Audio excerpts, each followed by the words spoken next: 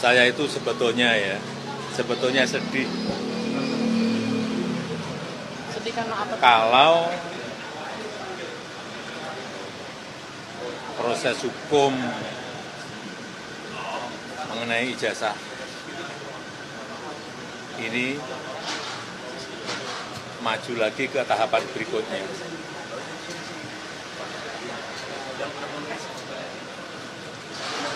Saya kasihan, tapi ya ini kan sudah keterlaluan, jadi ya kita tunggu proses hukum selanjutnya. Ya saya rasa itu aja.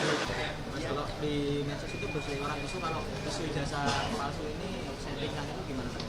Nah, ya mungkin isu-isu ini yang perlu kita luruskan juga ya Mas, bahwa sekarang juga ada narasi-narasi di media mengatakan adanya kriminalisasi atau adanya upaya-upaya untuk menjatuhkan orang-orang yang mengkritik.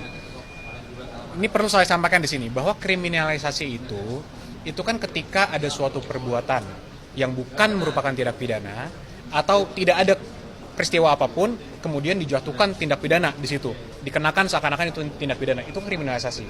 Di kasus ini kan kalau menurut pandangan kami itu clear, perbuatannya ada semua, sudah kita laporkan juga. Semua itu sudah objeknya kita laporkan, saksinya ada, objeknya ada.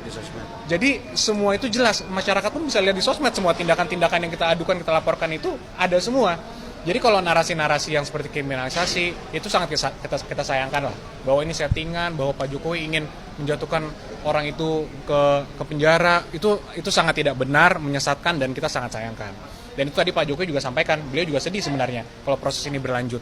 Dan itu kan sudah 2 tahun lebih Pak Jokowi diamkan, tidak ada sama sekali langkah apapun.